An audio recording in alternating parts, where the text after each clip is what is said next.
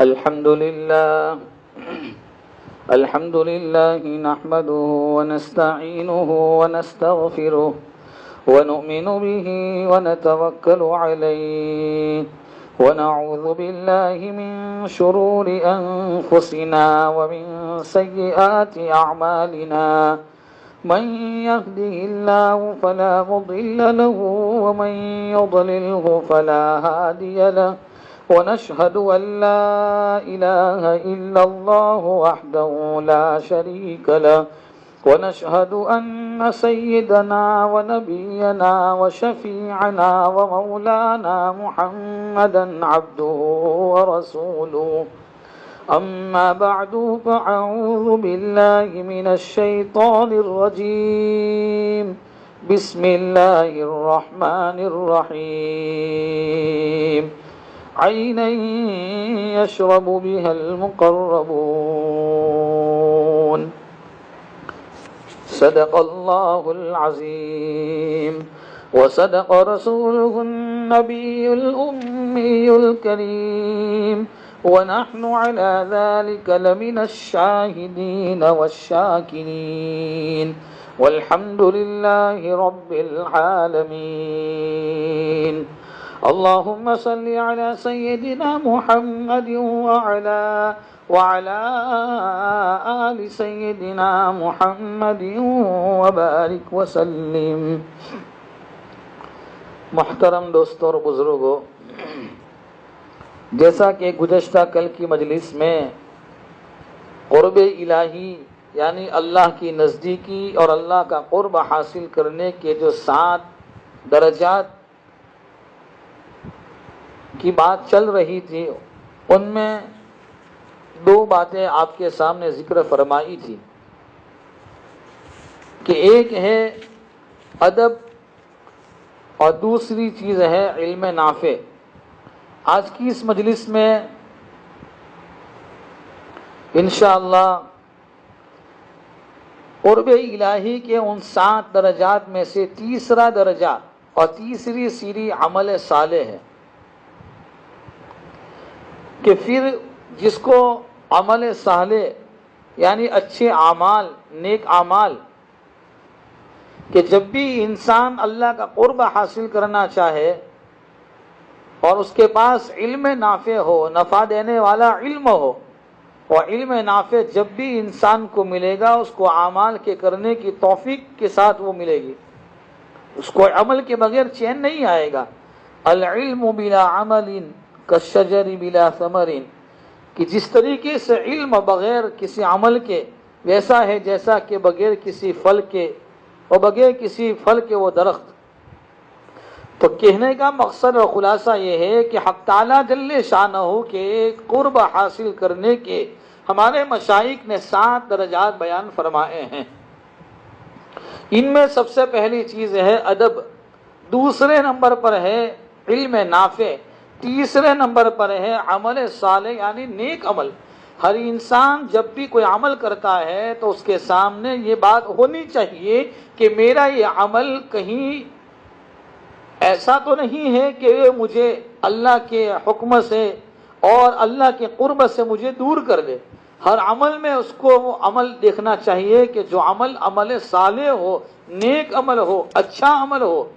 اور اچھا عمل، نیک عمل اس عمل کو کہتے ہیں جس عمل میں اللہ کا حکم بھی ہو اور نبی کا طریقہ بھی ہو.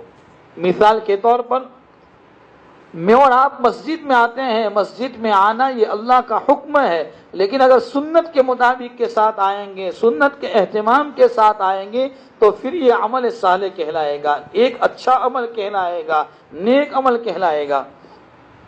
اور جب انسان اپنی زندگی میں آداب کو اختیار کرتا ہے اور آداب کے لیے علم نافع کو حاصل کرتا ہے اور علم نافع کے ذریعے سے وہ عمل صالح اختیار کرتا ہے تو ان تمام چیزوں کے ذریعے سے پھر انسان کو اللہ تعالی حکمت کا علم عطا فرماتے ہیں. اور حکمت یہ بہت بڑی میرے بھائیوں ایک نعمت ہے، یہ اللہ تعالی ہر کسی بندے کو نہیں دیتا. جب انسان عمل صالح کرتا ہے، نیک اعمال کرتا ہے تو پھر اللہ تعالیٰ اس پر ایک اور نعمت اس کو عطا فرماتے ہیں جس کو حکمت کہتے ہیں. قرآن کریم میں حق تعالیٰ فرماتے ہیں وَمَن يُؤْتَ الْحِكْمَةَ فَقَدْ أُوتِيَ خَيْرًا كَثِيرًا. قرآن میں دوسری جگہ فرمایا ادع إلى سبيل ربك بالحكمة والموعظة الحسنة وجادلهم بالتي هي أحسن. ایسی حکمت اللہ تعالیٰ اس کو نصیب کرتے ہیں کہ پھر انسان کی سوچ وہاں پہنچتی ہے جہاں دوسرے بندے کی وہاں تک پرواز نہیں ہوتی.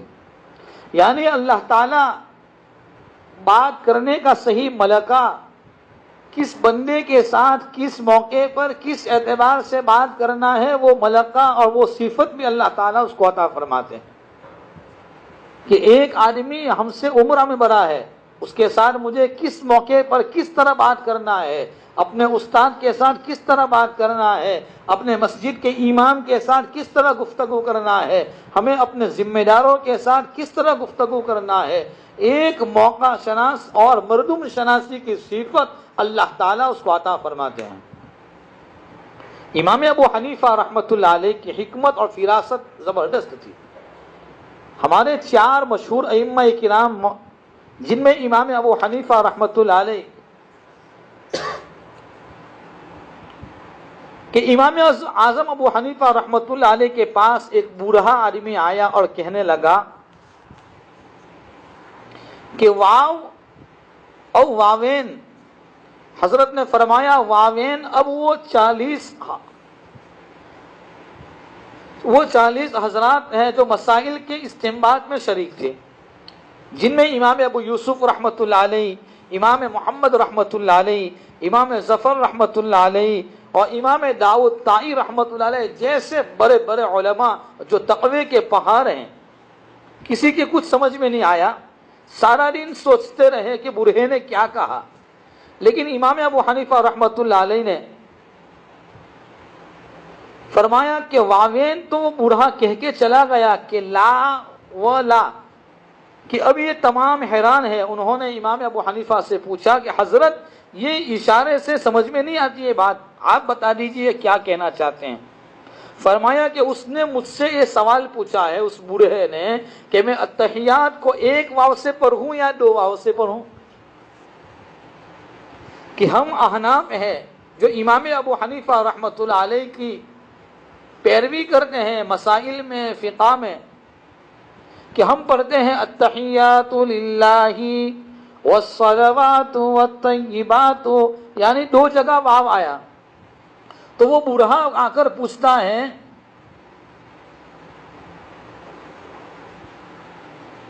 کہ میں کس طریقے سے پڑھوں، 2 واو سے پڑھوں یا 1 واو سے؟ کہ حضرت نے فرمایا کہ 2 واو سے اس سے پڑھو. یعنی کیسی حکمت امام ابو حنیفہ رحمۃ اللہ علیہ کو حق تعالیٰ جل شانہ نے عطا فرمائی تھی کہ ایک اشارے میں بات کہہ کر وہ بوڑھا چلا گیا. لیکن اللہ تعالیٰ نے حضرت کو جو حکمت عطا فرمائی تھی، جو علم عطا فرمایا تھا، جو معرفت عطا فرمائی تھی، جو سوچنے کا ملکہ عطا فرمایا تھا، وہ بہت بہترین تھا. امام ابو حنیفہ رحمۃ اللہ علیہ کے زمانے میں ایک آدمی نے آ کر کہا حضرت میری بیوی کی عادت تھی ہنڈیاں چاٹنے کی. آج کے زمانے میں جیسے وہ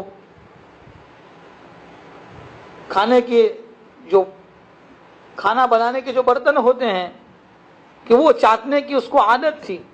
میں نے اس نے بہت منع کیا، اس کو روکا، لیکن وہ باز نہیں آتی تھی. تو میں نے قسم کھا لی ایک مرتبہ، اور قسم یہ کھا لی کہ اگر تو ہانڈیاں چاہتے گی تو تجھے طلاق دے دوں گا.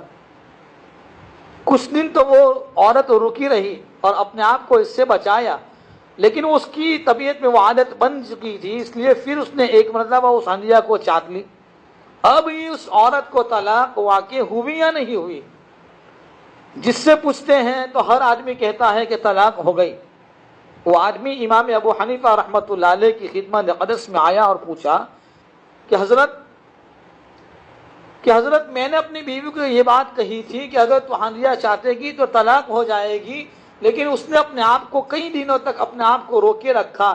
آج پھر اس نے اپنی اس عادت کے مطابق ہنڈیا کو چاٹ لیا تو کیا میری بیوی کو طلاق ہوئی یا نہیں ہوئی؟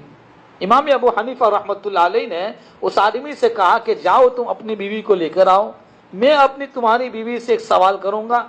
وہ آدمی اپنی بیوی کو لے کر آیا اور حضرت نے پوچھا کہ تم نے اس ہنڈیا کو کیسے چاٹا، اس ہانڈی کو کیسے چاٹا؟ اس نے کہا کہ میں نے یوں انگلی اس میں ڈالی اور جو سالن آیا میں نے اسے چاٹ لیا۔ فرمایا کہ تم نے اس ہانڈی کو نہیں چاٹا، تم نے تو اپنی انگلی کو چاٹا ہے، جاؤ تمہیں طلاق واقع نہیں ہوئی۔ آج کے زمانے میں اگر ہمارے پاس کوئی آتا تو ہم فوراً بے دھڑک بلا کسی جھجک کے مسائل کو بیان کر دیتے ہیں۔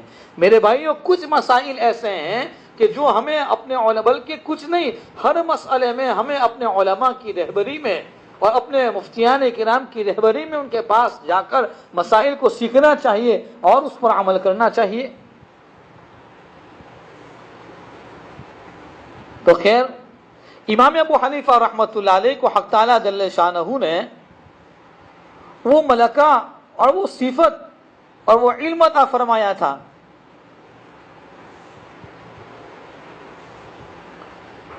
تو یہ علم اور یہ حکمت کے لیے ہمیں اللہ تعالیٰ کا قرب حاصل کرنے کے لیے ان تمام باتوں پر عمل کرنے کی ضرورت ہے۔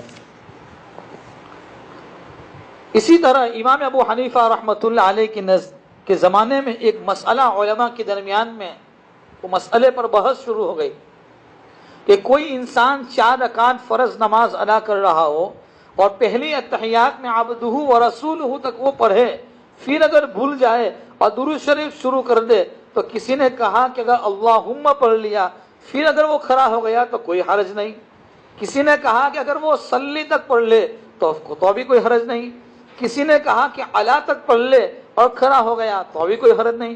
امام ابو حنیفہ رحمۃ اللہ علیہ نے فتویٰ دیا اگر اللہم صلی علی محمد کا لفظ بھی اگر لیا تو اب سجدہ سہو واجب ہوگا کیونکہ وہ تاخیر ہو گئی۔ اب یہ بڑا عجیب و غریب مسئلہ تھا۔ خواب میں نبی کریم صلی اللہ تعالی علیہ وسلم کی زیارت نصیب ہوئی۔ نبی کریم صلی اللہ تعالی علیہ وسلم نے فرمایا نعمان، امام ابو حنیفہ رحمۃ اللہ علیہ کا نام نعمان تھا، نعمان ابن ثابت، کہ نعمان تم نے میرا نام لینے پر سجدہ سہو کرنے کا حکم کیوں دیا؟ عرض کیا اللہ کے حبیب صلی اللہ علیہ وسلم، میں نے یہ فتویٰ دیا کہ جو آدمی بھول کر غفلت سے آپ کا مبارک نام لے اس پر سجدہ سہو کرنے کا حکم ہے۔ نبی کریم صلی اللہ تعالی علیہ وسلم مسکرائے کہ تم نے اچھا جواب دیا۔ یعنی کیسی حکمت تھی، کیسا وہ علم تھا، کیسی معرفت تھی کہ جو ایک ایسے باریک مسائل کو امام ابو حنیفہ رحمۃ اللہ علیہ چٹکی میں ان مسائل کو حل کیا کرتے تھے۔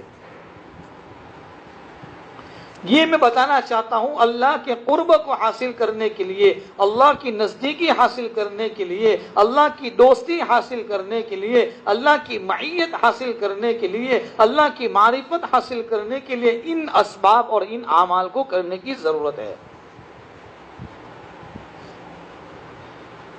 5ویں چیز، اللہ کے قرب کے جو درجات ہیں 7 درجات ہیں، ان میں 5واں درجہ وہ یہ ہے کہ زہد فی الدنیا،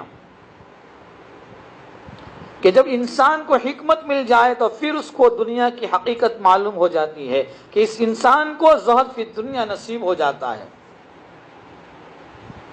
کہ زہد فی الدنیا کہ آدمی دنیا کو ترک نہ کرے بلکہ ترک لذات دنیا کو زہد کہتے ہیں، کہ دنیا کی محبت اور دنیا کی چیزوں کی لذتوں آدمی چھوڑ دے۔ آدمی دنیا کبھی نہیں چھوڑ سکتا لیکن دنیا کی محبت کو چھوڑنے کی ضرورت ہے۔ یاد رکھنا میرے بھائیوں، جس آدمی کو اللہ کی حقیقت کا پتہ چل جائے وہ اللہ سے جڑے بغیر رہ نہیں سکتا۔ جس کو دنیا کی حقیقت کا پتہ چل گیا وہ دنیا سے قطع بغیر نہیں رہ سکتا۔ جب تک حکمت ملتی ہے تو پھر وہ زہد فی الدنیا خود اس کو نصیب ہو جاتی ہے۔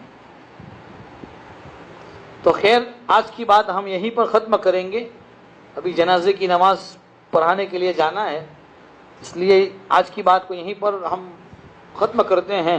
اللہ تعالی ہم تمام کو صحیح معنی میں سمجھنے کی اور صحیح باتوں پر عمل کرنے کی اللہ مجھے ہم تمام کو توفیق کامل نصیب فرمائے۔ دنیا سے جانے والوں کی اللہ تمام کی مغفرت فرمائے، تمام کے درجات کو بلند فرمائے۔ اللہ ہم تمام کو بھی اپنے اپنے وقت پر ایمان پر خاتمہ نصیب فرمائے۔ آمین۔ وآخر دعوانا ان الحمد للہ رب العالمین۔ بسم اللہ الرحمن الرحیم۔ سبحانک اللہم بحمدک وتبارک اسمک وتعالی جدک ولا الہ غیرک۔ اللہم صل علی سیدنا محمد وعلی آل سیدنا محمد وبارک وسلم۔ اللہ ہمارے گناہوں کو معاف فرما، خطاؤں سے درگزر فرما، سیئات کو حسنات سے بدل فرما۔ اللہ آج کی ہماری اس مجلس کو اپنے فضل سے قبول فرما، ہمارے لیے نجات کا ذریعہ بنا۔ اللہ اس ملک کے حالات کو عافیت میں تبدیل فرما، امن و امان کی فضائیں قائم فرما، بیماروں کو شفائے کاملہ نصیب فرما، پریشان حالوں کی پریشانیاں دور فرما۔ اے اللہ دو ایمان پر جانے والوں کی مغفرت فرما۔ اللہ ہماری دعاؤں کو اپنے فضل و کرم حبیب پاک صلی اللہ علیہ وسلم کے صدقے میں قبول فرما۔ اللہم صلی علی سیدنا محمد وعلی آل سیدنا محمد وبارک وسلم۔